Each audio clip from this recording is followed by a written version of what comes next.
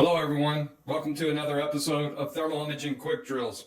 I'm Mike Richardson and I'll be your instructor. In this episode, we're going to cover troubleshooting. Our objectives for this episode: given a thermal imager with some type of malfunction, the student shall be able to identify the malfunction, take the appropriate corrective action for the malfunction, and confirm the thermal imager is operating properly. Our motivation for this episode, as well as the previous episodes: thermal imaging should be a tool that allows firefighters to do their job much more safely and effectively. However, as our history has shown us, that's not always been the case. Unfortunately, due to the misapplication of thermal imaging, there have been a number of close calls, incidents where firefighters have been injured, and even line of duty deaths where thermal imaging was a major contributing factor. In this episode, we're going to focus on thermal imager troubleshooting.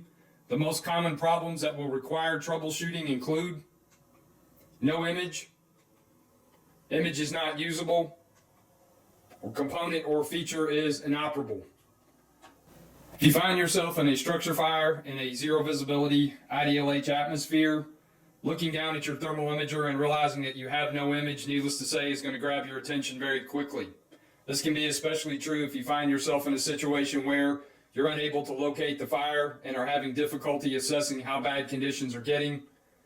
Something has happened and you need to rapidly identify an alternate egress route out of the structure, or you're having difficulty with crew accountability and you're trying to locate one of your crew members. If you find yourself in a situation where you look down and do not have an image, as with all of our other troubleshooting processes, we're going to want to use a very systematic process to try to correct that issue. We're going to start by identifying what is the cause of that problem, and then what is the appropriate corrective action for that cause. Some of the most common causes that we're going to run into and the appropriate corrective actions include electronic issues. This can include things such as the unit has been turned off. We will see no image. As well, we will see no other indications of the power being on. If that's the case, we're going to want to use the power button and attempt to reactivate. Another potential cause could be the camera has been inadvertently placed in standby mode. We would be able to identify this by looking down and not seeing an image, but we would see a power indicator on the camera indicating that it does have power, it is operable. However, since there's no image visible, that would indicate it is in standby or possibly sleep mode, depending on the make or model. As such, we would want to activate the appropriate button to take the camera out of sleep or standby mode. Next possible issue or problem could be we could have a dead battery. This would be identifiable by looking at the camera and not seeing an image or any other power indicators.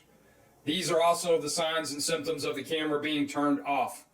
So first, we would want to try to turn the camera back on. If we've attempted that and we cannot get it to engage, then chances are we have a dead battery. If that's the case, we'll want to take and use a replacement battery to get the camera back in service.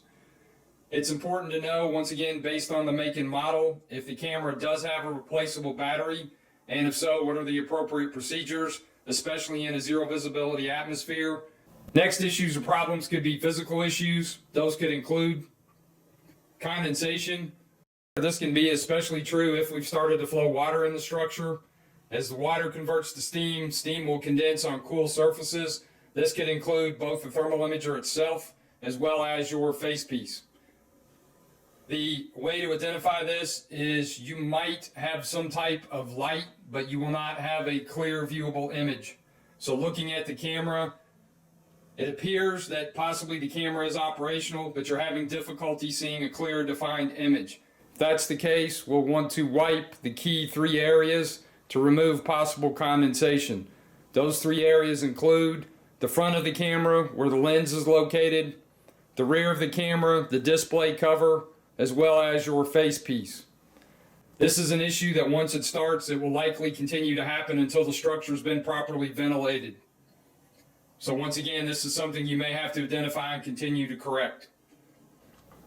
Final issue, physical issue, could be that if the camera has been placed down on a surface or on the ground, that possibly debris has collected on the camera. This could include the lens area or the display cover. So if we look down at the camera and see an unusable image, we may see some light once again on the display, but we can't see a clear, defined usable image. We want to sweep the front of the camera to make sure we're clearing the lens area, and as well sweep the back of the camera to make sure we're covering the display area. Once we've done that, we should hopefully have a usable image.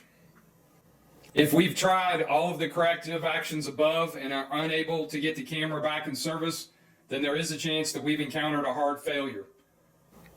If we encounter an issue of not having a usable image on our camera, we're going to want to remember our keys for success.